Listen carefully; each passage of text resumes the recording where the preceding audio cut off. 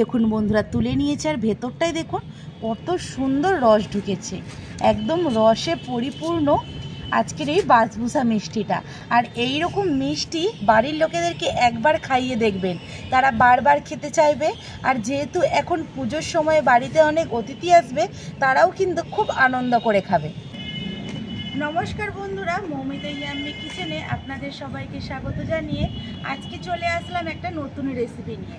আর সবার প্রথমে বলি শারদীয়ার প্রীতি শুভেচ্ছা অভিনন্দন, আমার বড়দের অনেক প্রণাম আর ছোটদেরকে অনেক ভালোবাসা দিয়ে আজকে আমি চলে এসেছি একটা নতুন রেসিপি নিয়ে।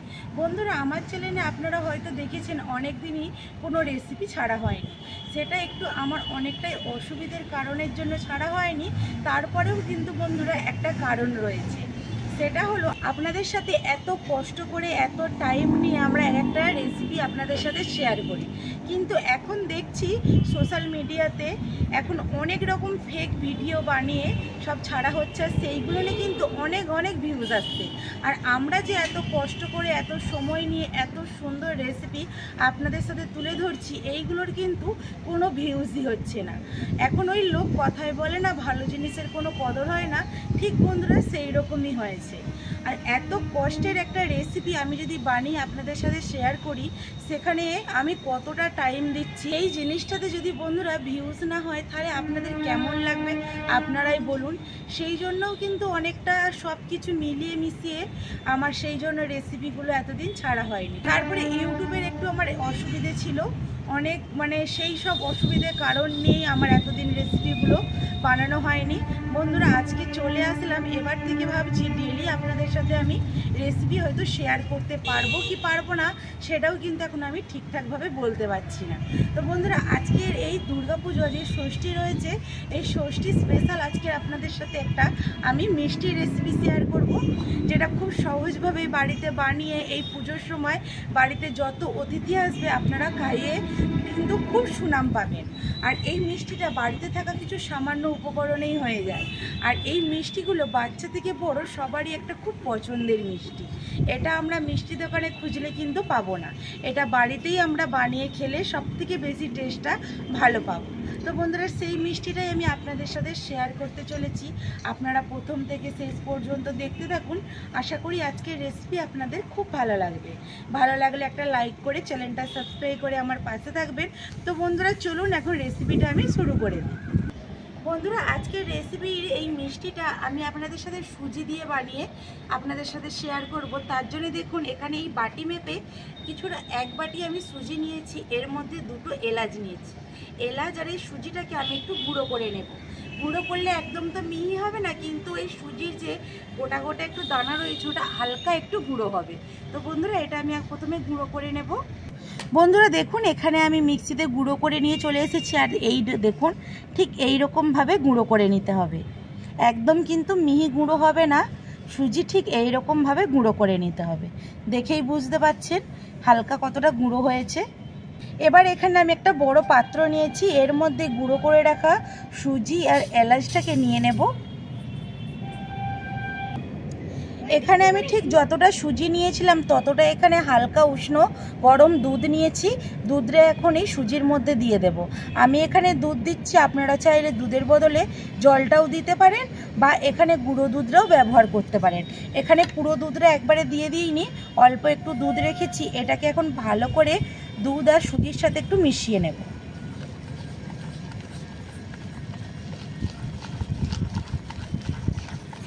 দেখুন বন্ধুরা, এখানে কত সুন্দরভাবে সুজিটার মধ্যে দুধটা টেনে নিয়েছে। বাকি যে দুধটা রেখেছিলাম এই দুধটাও দিয়ে দেব। যেহেতু এখানে আমি হালকা উষ্ণ গরম দুধ নিয়েছি, সেই জন্য কিন্তু সুজিটা খুব তাড়াতাড়ি নরম হয়ে যাবে।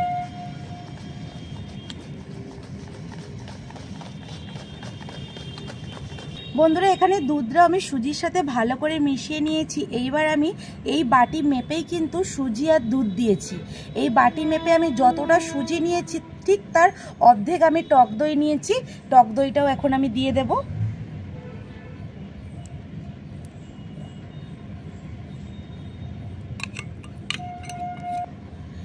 আবারও সব কিছু আমি ভালো করে মিশিয়ে নেব। দেখুন বন্ধুরা, এখানে আমার সব কিছু উপকরণ মেশানো হয়ে গেছে। আর ঠিক এই ব্যাটারটা খুব বেশি কিন্তু ঘন বা পাতলা হবে না, ঠিক এই রকম হবে ব্যাটারটা, দেখেই বুঝতে পারছেন। যেহেতু আমি এইখানে উষ্ণ গরম দুধ ব্যবহার করেছি, এটা কিন্তু রেস্টে রাখার কোনোই প্রয়োজন নেই। এখানে আমার আরও দুটো উপকরণ দেওয়া লাগবে, কিন্তু ততক্ষণে আমি উনুনটা ধরিয়ে নেব, তারপরে বাকি উপকরণ দুটো দিয়ে দেবো। এদিকে উনুনটা ধরিয়ে দিয়েছি, উনুনটা আস্তে আস্তে ধরছে, ততক্ষণে বললাম যে বাকি এখনও দুটো উপকরণ দিতে বাকি, এটা এখন দিয়ে নেব। এখানে দেব সামান্য একটু স্বাদ মতো লবণ, আর দেবো 4 ভাগের 1 ভাগ, মানে 1 চামচের 4 ভাগের 1 ভাগ বেকিং পাউডার। এখানে আমি সোডা ব্যবহার করব না, এখানে আমি পাউডার ব্যবহার করছি। দিয়ে একসঙ্গে ভালো করে মিশিয়ে নেব। দেখুন বন্ধুরা, এখানে আমি বেকিং পাউডার এখানে ব্যবহার করেছি, আর বেকিং পাউডারটা দেওয়ার পরে ব্যাটারটা কতটা হালকা হয়ে গেছে দেখুন। বন্ধুরা, এখানে ব্যাটারের মধ্যে সব কিছু উপকরণ আমার দেওয়া হয়ে গেছে, আর এইদিকে উনুনটা ধরে গেছে, একটা কড়া বসিয়ে দিয়েছি। আর এখানে কিন্তু আমি কোনো জল বা বালি আমি কিছুই দেবো না, শুধু কড়ার মধ্যে একটা স্ট্যান্ড বসিয়ে দিয়েছি, এর মধ্যেই কিন্তু আজকে আমি মিষ্টিটা বানাবো। আর দেখুন বন্ধুরা, এখানে কতটা ফুলে উঠেছে এই ব্যাটারটা বেকিং পাউডারটা দেওয়ার পরে। যে থালার মধ্যে আমি মিষ্টিগুলো বানাবো, সেই থালার মধ্যে এখানে একটু আমি ঘি নিয়ে নিয়েছি। ঘিটা দিয়ে ভালো করে থালাটার গায়ে আমি লাগিয়ে নেব, যাতে মিষ্টিটা খুব সহজেই থালা থেকে বেরিয়ে আসে। আপনারা চাইলে ঘিয়ের বদলে সাদা তেলটাও দিয়ে দিতে পারেন। ভালো করে ঘি মাখিয়ে নিয়েছি থালার মধ্যে, এবার ব্যাটারটাকে আমি দিয়ে দেব। দেখুন বন্ধুরা, এখানে সমস্ত ব্যাটারটা থালার মধ্যে নিয়ে নিয়েছি। এবার থালাটা একটু আমি এইভাবে ঝাঁকিয়ে নেব, যাতে কোথাও হাওয়া ঢুকে না থাকে। বন্ধুরা, এদিকে কড়াটাও গরম হয়ে গেছে। এই মিষ্টিটাকে ভাপানোর জন্য আমি এখানে স্ট্যান্ডের মধ্যে দিয়ে দিচ্ছি। চাপা দিয়ে এটা এখন আমি একদম হালকা আঁচে 20 মিনিট হতে দেব।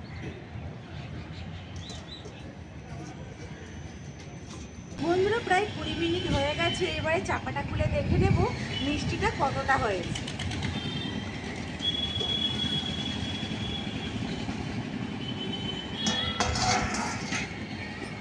এই দেখুন বন্ধুরা, মিষ্টিটা কিন্তু একদম রেডি হয়ে গেছে।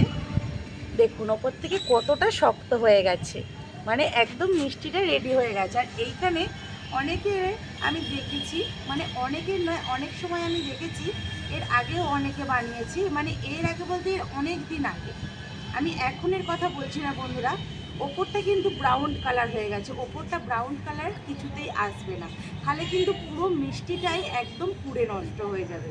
এটাই কিন্তু বাসবুসা মিষ্টিটা কত সুন্দরভাবে হয়ে গেছে দেখুন। এইবার এখানে আমি একটা কাঁটা চামচ দিয়ে দেখে নেব যে ভেতরটাও একদম ঠিকঠাকভাবে হয়েছে নাকি। এই দেখুন, একদম কাঁটা চামচটা পরিষ্কার বেরিয়ে আসছে, মানে ভেতরটাও খুব সুন্দরভাবে হয়ে গেছে। এটাকে এখন আমি নামিয়ে নেব।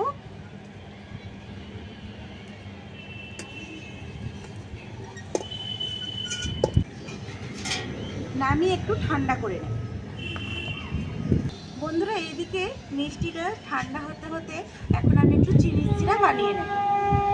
চিনির সিরা বানানোর জন্য এখানে বাটিতে হাফ বাটি আমি এখানে চিনি নিয়েছি। মিষ্টিটা ঠিক যেরকম হবে সেরকম অনুযায়ী চিনির সিরাটা বানিয়ে নিতে হবে। এখানে দুটো এলাচকেও আমি ফাটিয়ে নিয়েছি। এখন কড়ার মধ্যে এলাচ আর চিনিটা দিয়ে দেব। যতটা চিনি ছিল ততটা জল দেব। খুব বেশি ঘন করবো না, আর খুব পাতলাও করবো না, একটা মিডিয়াম চিনির সিরা বানিয়ে নেব।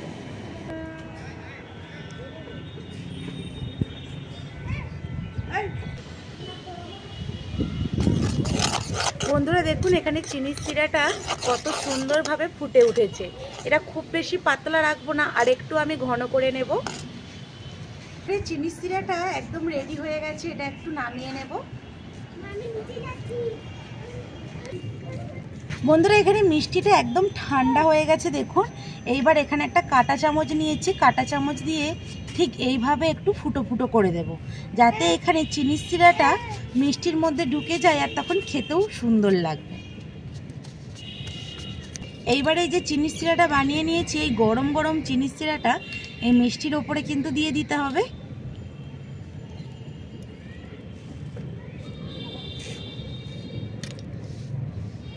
আর এই চিনির শিরাটা খুব বেশি কিন্তু ঘন করলে তখন এই মিষ্টির মধ্যে চিনির শিরাটা একটুকু ঢুকবে না। সেই জন্য এটা দেখতে হবে খুব বেশি না পাতলা থাকে আর খুব বেশি না ঘন হয়ে যায়। একদম মিডিয়ামভাবে এই চিনির শিরাটা বানিয়ে নিতে হবে। দেখুন বন্ধুরা, চিনির শিরাটা কত সুন্দর মিষ্টির মধ্যে ঢুকে গেছে। এইবার এটাকে এখন আমি পিস পিস করে কেটে নেব। আমি আমার মতো করে কেটে নেব, আপনারা চাইলে আপনাদের পছন্দ অনুযায়ী ডিজাইন করেও কেটে নিতে পারেন।